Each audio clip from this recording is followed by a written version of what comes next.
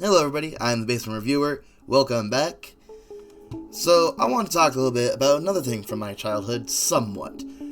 And that is the character of Spider-Man. A little bit of a fun fact about me, Spider-Man has always been my favorite superhero, ever since I was a kid. I watched the old Sam Raimi movies over and over, and I'm talking like daily when I was a kid. I freaking loved Spider-Man, and that love only got stronger as I grew. Particularly with things like the Spider-Man and the Spider-Verse films and the PlayStation games. I love Spider-Man for the PS4. It was a blast and it had an excellent story. So today I want to talk about its sequel, which I think is just as good, if not better, actually.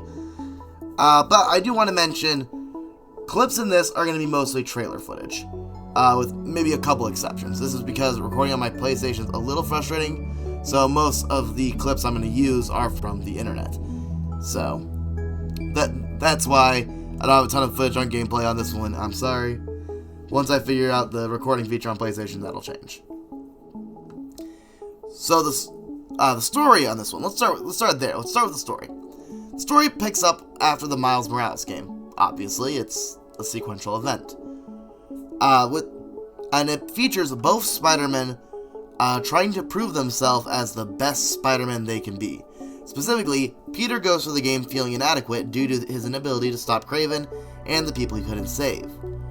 There's also a scene where we see the former villains of the game before it, and they've been killed by Kraven, and we get to see how that's affecting Spider-Man. I adore this scene. It's dark in just the right way, and really hammers in just how strong Kraven is, just the amount of work that he can do. The silence of death. I wasn't sure I could clip his wings. Perhaps that would be my weakness, but not even that could save him. He's dead. So, it's just a great scene. Miles, however, has to kind of come into his own hero, learn to be a hero without Peter, which, granted, that is kind of the story he went through in Miles Morales, but this is more being his own Spider-Man specifically, not just learning to handle things on his own. He actually has a really nice scene where he pulls out his Miles Morales original suit, which is, it's certainly a design. I actually love the idea of Miles making his own suit to show that he is growing independent as a hero, that he is his own thing. I think that really fits for the story. I just wish they didn't get it sponsored by Colgate, you know what I mean? Both Spider-Men have to confront this feeling of inadequacy when confronted by Kraven, a new villain who's attacking New York. He's also got a movie coming out that I'm sure you're thrilled to see. But, sticking with this game, they get time to develop more, even with their own separate villains. Martin Lee for Miles, and Venom for Peter. Miles learns that he has to give up his desire for vengeance on Lee for what he did to his father. And I'd like to emphasize, I really do love that they don't have him forgive Lee. I think that would have been a very easy direction to take this and preach forgiveness, but they actually don't do that. And they make it so that he's like, look man, I can't hold on to this anger anymore, but I'm not going to forgive you. And I think that's a very smart way of handling it, because what Lee did was not forgivable, but now you get to avoid him killing, which is a very not Spider-Man thing to do. It makes sense. It's a great turning point, because throughout the game, Miles is kind of, you do kind of get the feeling that he's planning on killing Lee. As for Peter, I want to talk a bit more in depth about Venom. I have heard some people say they don't like how Venom was handled in this because he's very different from the comics. In the comics, he's Eddie Brock usually. In this, he's Harry Osborn. I actually really like how they handled Venom in this game. It is weird that it isn't Eddie Brock, but there are so many variations on the Spider-Man story in Venom that I don't think it's really that big of a deal to change the lore up a bit. It's not like this is an insulting change, it's just a change they made to fit the story of the game more. And in terms of how it fits the story, it is very efficient, very good storytelling. like, Harry fits this story a lot better because there is a personal connection to Peter, whereas if you introduce Eddie Brock, he'd just kind of be a new character that no one really knows. Well, they know him, but not from the game, you know what I mean. There is also the time spent as symbiote Spidey, which is a lot of fun for gameplay, which I'll get into in a moment, but it's also just really good for his character. Through the symbiote Spidey, we learn about Peter's insecurities, how he feels like he might not be being the best Spider-Man he could possibly be. People are coming to harm because of him. And I really like this because it really starts turning Peter into someone he isn't. And it's in a very believable way. He starts kind of being a jerk, but it's in a very understandable way. You get where he's coming from. After removing the suit, though, Peter kind of learns that, oh no, this suit is dangerous. So he has to kind of try to not give it back to Harry because the suit's dangerous, but that creates conflict because, well, Harry kind of needs the suit to live. It's the only thing really keeping him alive. This is a very difficult situation to walk into, and I felt very conflicted on how I was handling it because, I'll be honest, I thought I had a choice in the matter. You do not. This isn't really a choose-your-own-adventure style game.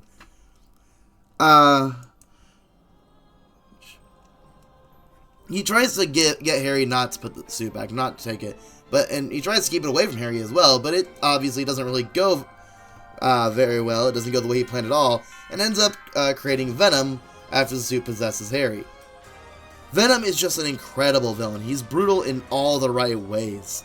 The scene where he kills Kraven, oh man, it's quite gruesome, but it fits the story. And my thing with stuff like this, with gore and gruesome scenes, I'm fine with them as long as they fit the story. I'm not huge on them, but as long as they fit the story or create a point, I'm okay with it. Venom brings out Harry's insecurities, just like he did with Peter, but he brings them out quite a bit more. Specifically his insecurity regarding Peter, and I find that very compelling. He feels like Peter has kind of abandoned him, dropping him for Miles, and I really like that story beat. And I'll be honest, he's just cool. I really like Venom in this. He looks so sick. He is just so cool. He does some really cool things. It's so... Sorry. Some of the shots of him are just also spectacular. The animation in this game in general is really good. I quite like it. I also really like how his death directly leads into Norman being the next villain, but that's Spider-Man 3 territory right there. The one thing I haven't gone over, although I said I was going to get into it, is the gameplay. I have seen a lot of people say that the gameplay is just mashing buttons, and they're not technically wrong, but oh boy, are you grossly simplifying the gameplay loop here. Let's start with the thing that everyone knows this game for, the web swinging. Just like in Spider-Man 1, the web swinging is a ton of fun. It's probably the most fun you're going to have in this game. It shares very similar in terms of movement, but it adds one new thing that I really think makes this one a lot better. The web gliders, although at first I wasn't a huge fan of, they are actually a ton of fun to use.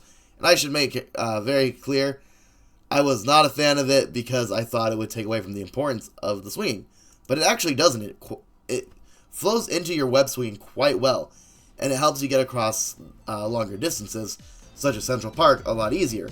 Because in Central Park, you don't got the tall buildings. I freaking love the web gliders, though. They are so much fun to use.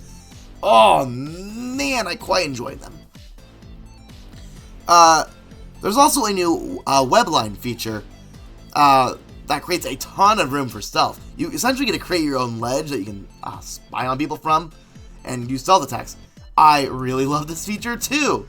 I love stealth in this game. It's actually really fun. I'm probably one of the people who just prefers the stealth segments to pure battle. And the web line creates so many more rooms, so many more tricks you can do. It's great. I love it. With that said, this is definitely a skill issue on my part, but there are several moments in this game where I feel there's just a bit too much of a difficulty spike. I should make clear I was playing on friendly difficulty for most part, so yeah, I just kind of suck at the game. This isn't really a criticism, or I'm going to point it out because it got me mad while playing. This is not a fair criticism, but there is a very large difficulty spike in certain places. Particularly where I had a lot of struggle was the Martin Lee boss fight when you're playing as Miles Morales. It made me mad. I was on this level for freaking hours, and I get that it's a skill issue. I get that it's because I suck at the game, but man, I'm still going to complain about it. Is that fair? No, and I don't care.